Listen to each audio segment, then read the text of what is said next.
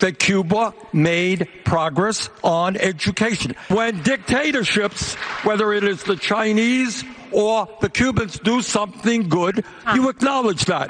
But you don't have trade love letters with them. We're not going to win these critical House and Senate races if people in those races have to explain why the nominee of the Democratic Party is telling people to look at the bright side of the Castro regime. We've got to be a lot smarter about this.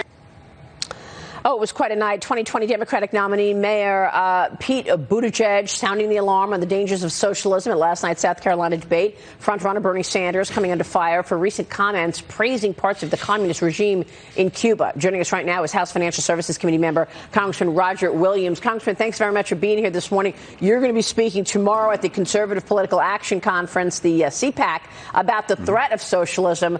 I mean, Bernie Sanders complimenting Cuba and the way it approaches things, and Fidel Castro.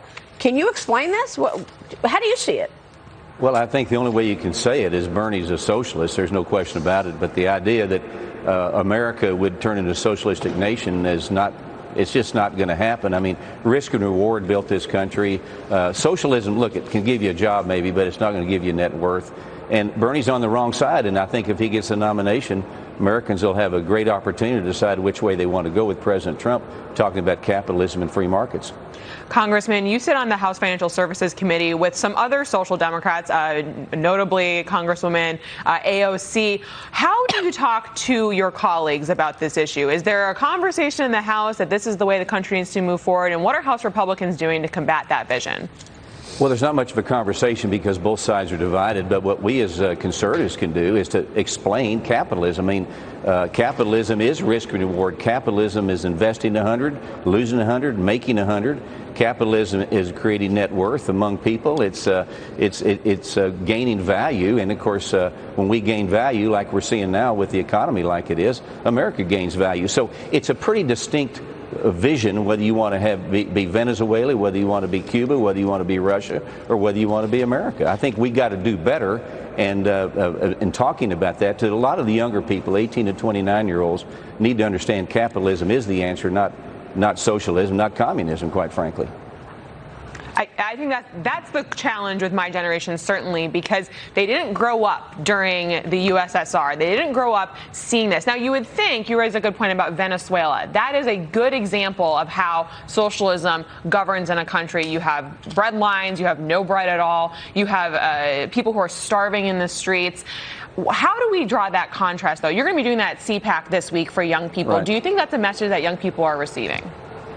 Well, I hope so, but we can't give up on the young people. And look, throughout history, it's kind of been said when you're 18 to 29, you're kind of on the side of maybe free things, on everything being average. But when you get to be 30, you kind of wake up and say, well, I'm married, I got a family, I need to make some money.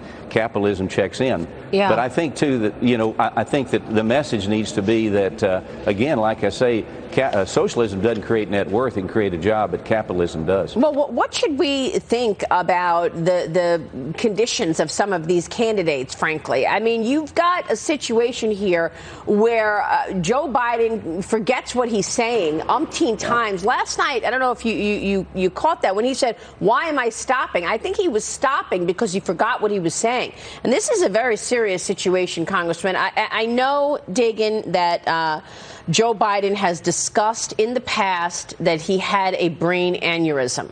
I have sources who are telling me actually he has 2 brain aneurysms. Do you believe, Congressman, before I get to you, Dagan, that this should be disclosed as a presidential candidate? Well, everybody wants President Trump to disclose his health. In the past, presidents have had, and candidates have disclosed their health. I'm certainly not a doctor. I'm a capitalist.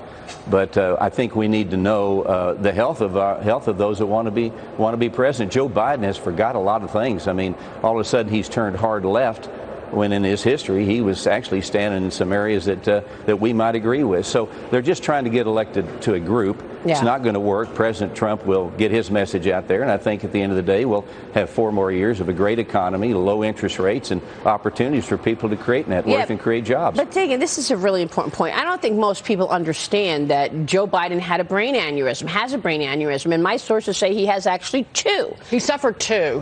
One was he underwent, it was a burst aneurysm in 1988 when he was a senator, and he almost died.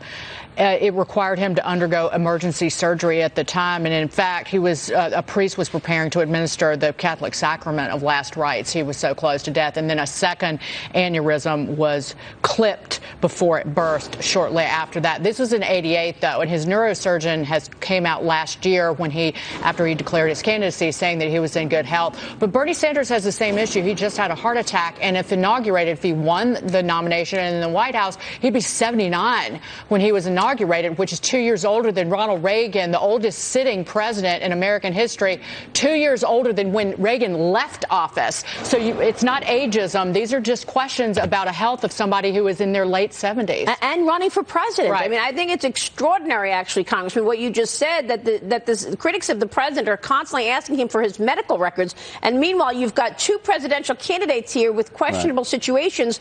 As Dagan just said, Bernie Sanders had a heart attack, and Joe Biden has 2 brain aneurysms. Well, I mean, this is what they're putting out there to be president. This is as good as they got. We don't know who their candidate's going to be. We know who ours is going to be. But when you run for president, when you run for the highest office in the land, I think that people should understand your capacities. Yeah. And we certainly know President Trump's capacity, so let's see what they come with and what they can offer. Congressman, it's good to see you this morning. Thanks very much for weighing in on all of this. Always a pleasure to have you, sir. Roger Williams joining us this morning in D.C. Coming up, home alone.